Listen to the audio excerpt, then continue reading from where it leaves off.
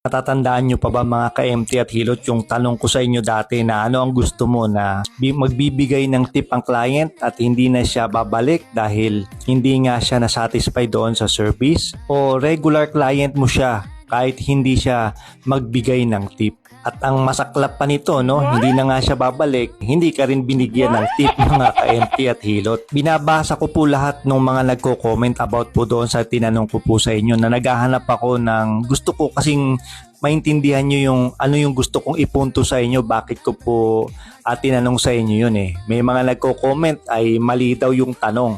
Pero meron kasi akong gustong ipunto sa inyo at yan po yung ituturo ko po sa inyo mga ka-MT at Hilot. At meron akong nakitang nag-post, no, nagpa-pedicure naman siya eh. Ang sabi niya na murder daw yung kanyang kuko eh. Pero magbibigay daw siya ng tip at yun ang sign na hindi na siya babalik. Eh siguro swerte pa yung nag-pedicure sa kanya dahil hindi siya nireklamo.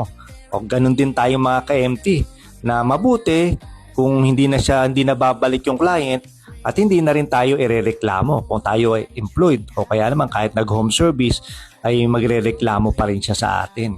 May mga nagko-comment na okay lang sir na hindi na siya bumalik basta mag-tip lang. Yun ang kanyang comment. Siyempre tandaan natin, no, pag tayo ay nagbibigay ng serbisyo, siyempre mas magandang mas mabuti na maging suki natin sila eh, mga ka-MT at Hilot. At mas marami yung nagko-comment na na gusto nila yung regular client kahit na hindi magbigay ng tip. Pero siyempre, mga ka-MT at Hilot, mas maganda pa rin na regular client mo siya, yung client, pero nagbibigay pa rin ng tip sa tuwing siya ay magpapaservice sa'yo.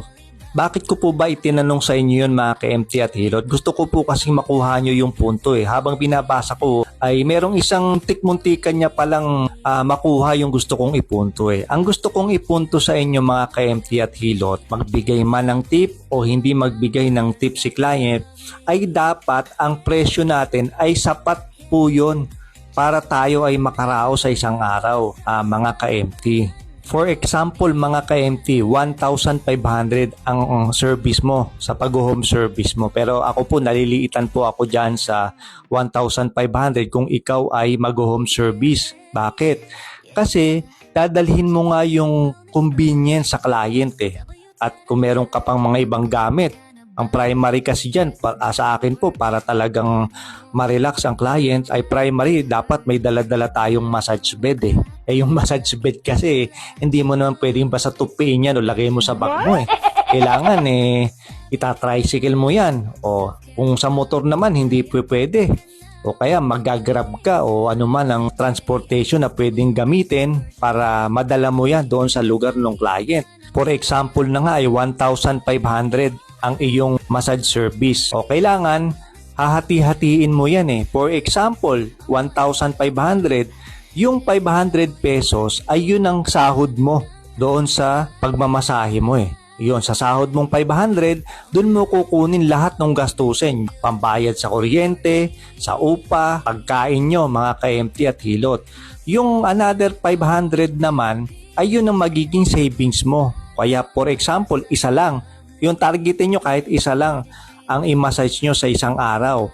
Meron kang 500 na savings a day, edi meron ka ng 15,000 sa isang buwan.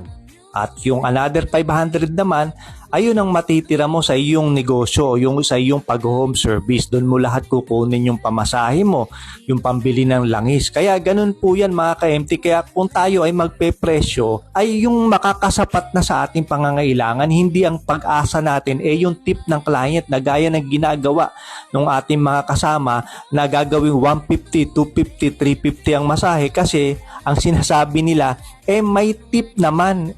Bakit yun ang ating pag-asa, yung tip ng client? Kung for example, 1,500 nga ang service mo, pulido yung gawa mo. Ako naniniwala na magtitip ang client mga ka-MT, at magiging suki mo siya, mga ka-MT. Ayan ang gusto ko pong ipunto sa inyo mga ka-MT.